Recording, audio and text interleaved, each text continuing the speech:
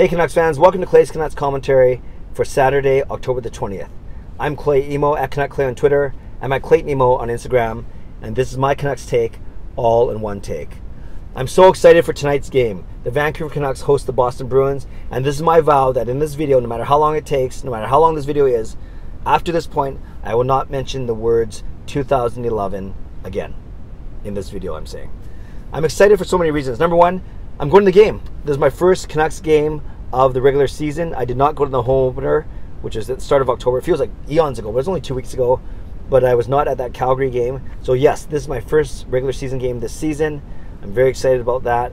And yeah, it's my first time watching a regular season game since last year's season finale when the memorable send-off for the Sedins when they beat Arizona. So that's why I'm excited. I'm also excited because I'm bringing my lovely wife Gail to the game. I'm not sure if 3 hours, at a hockey game counts as quality time, but hey, it should be for her, right? Because she's with me. Come on, help me out here. So yeah, I'm going to be with my lovely wife Gail, enjoying the food and obviously the game. And, I'm excited too because there's free Wi-Fi at Rogers Arena now.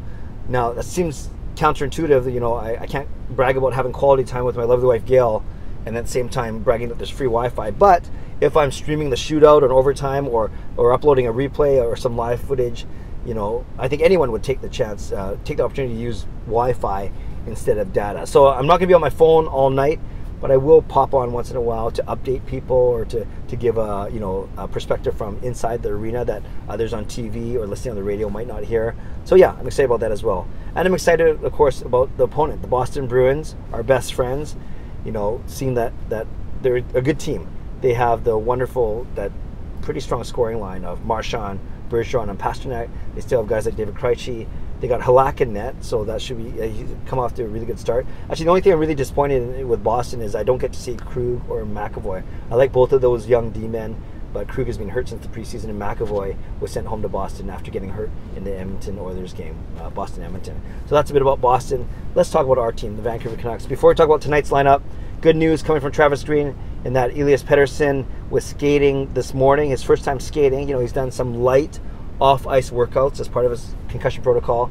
But so far, so good. A setback, as we saw with Roussel, can come at any time. But as of now, Pettersson is progressing properly within the concussion protocol.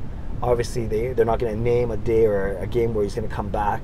But sounds like so far, so good. And obviously, we can't wait. Canucks fans can't wait until he makes his return to the lineup. Speaking of the lineup, the biggest change, the only change that we know of actually when it comes to personnel, is Jacob Markstrom returns to the net after Anders Nilsson started the last four. Nilsson, as we know, went 3-1 during those 4 starts. And there's not a surprise. I've seen some early reaction on Twitter saying, "Oh, why are you playing Markstrom? Nilsson's been playing so well." And yeah, I'm not saying it's Nilsson's fault that the Canucks lost on Thursday night in Winnipeg. That was a very good Winnipeg team. A couple of the goals, I think he could have played better, but easy for me to say. I'm not a professional goaltender. But as I mentioned in a couple of videos since then, and even that day, I said no matter what happened on Thursday night, I predicted Markstrom getting the start here. First home game after 6 away. First game for Markstrom in over a week and a half. So it makes sense that he gets in and make sure maybe he gets a chance to build some momentum as well. We'll move from the goal all the way out. We go to the D-men now. Looks like the same 3 pairings. That's Tanev and Edler. That is Goodbranson playing with Hutton. And that is Pouliot playing with Stetcher. And Green even talked about the Pouliot-Stetcher combo in his press conference earlier today, saying he likes the way that both of them can skate and move the puck out of the zone. So no changes there. That means Michael Delzato will sit for his 6th straight game. And always interesting to see how he's taking it. We don't hear a lot from him, obviously, but we'll see if that becomes a bigger story as we go. And up front, a bunch of changes. Our top line is now Bo Horvat between Brock Besser and Nikolai Goldobin. So I think they played together a couple times in the preseason, so that should be exciting. We'll see that Besser, Horvat, Goldobin line, see what they can do. You got elements of speed, of skill, and of course scoring prowess on that line. Our second line, well, it depends how you list them, but our second line on paper is Adam Gaudette with Jake Virtanen and who's on their wing? Oh, Sven Barchi. So yeah, sorry about that. I had a brain fart. So Adam Gaudette with Jake Virtanen and Sven Barchi. It makes sense that Barchi's on there. He's the most experienced guy of those 3 players.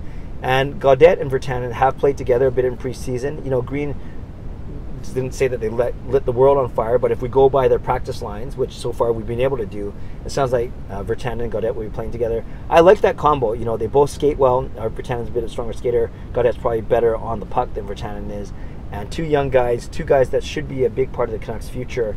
At least that's the way we're talking. So let's see what they can do together. That means our third line is now Sutter, Eriksson, and Roussel. Sutter and Eriksson have played a lot together over the past 2 years. It's not going to help Eriksson bump his scoring slump, but as Travis Green mentioned in his press conference, he's not looking at Eriksson to score a lot. Well, he didn't put it that way. He basically defended Eriksson, saying he doesn't get power play one time, he doesn't get first line time. They're a 500 team. He's sound defensively. He likes a lot of things about Eriksson. You know, I'm not as mad as or as impatient as a lot of other Canucks fans. Yes, we are paying him $6 million a year, but the season is still young, right? So Eriksson, Sutter, and Roussel, that should be a good line. And like I said on Thursday's and Friday's video, I was being impressed with Roussel so far in this early part of the season. And our fourth line remains untouched. That is Marcus Granlund between Tim Schaller and Tyler Mott. That means Brendan Leipzig once again on the outside looking in. So that's a quick preview. What am I expecting? I don't know. Obviously, I want to see Canucks win. Obviously, Boston's a good team. Boston's record is basically the same as ours. They're 4-2-1, so they have 9 points in 7 games. We are 4-3, so we have 8 points in 7 games. So it's really, when it comes to standings, it's an even matchup. On paper, Boston probably is more, has more talent in the line, especially in the forwards.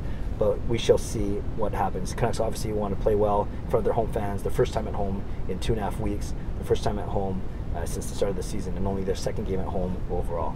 So I'm excited for all those reasons. It's the Boston Bruins. It's a date night with my lovely wife Gail. It's free Rogers Arena Wi-Fi. I can't believe I'm saying that's why I'm excited. And I'm excited to be in the arena, to enjoy the food, the sights and sounds. So a few things. If you're at the game, come say hi to me. Maybe send me a message on Twitter if you want. You know, you can meet my lovely wife Gail as well.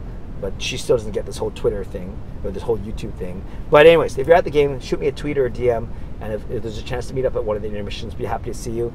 Also, whether or not you're at the game, give a score prediction. What do you think the Canucks? How do you think the Canucks are going to do tonight? Are they going to win or are they going to lose? And what's your score prediction? And talk about these lineup changes. Basically, are you okay with Markstrom starting in net over Nilsson? And are you okay with these lineup changes up front? Goodobin with Bo and Brock, and then you have Berchi, Gaudette, and Virtanen, and then Roussel, Eriksson, and Sutter in our fourth line unchanged, like I said. So talk about any of those things. Come say at the game, give a score prediction, talk about the Bruins if you want, and talk about the lineup changes. Would love to read, react, and reply as much as I can. I'm at a conference all day in Richmond, so that's why I might not get a chance to reply very quickly, but I'll still track my messages, and as we get closer to the game, I'll be able to reply to a few of them, and I can't wait to meet some of you maybe tonight, but more importantly, although that's important, more importantly, be with my lovely wife Gail and watch the Vancouver Canucks hosting their best friends, the Boston Bruins. Subscribe if you'd like to. Like this video if you'd like to. Have a great day. God bless, and go Canucks go.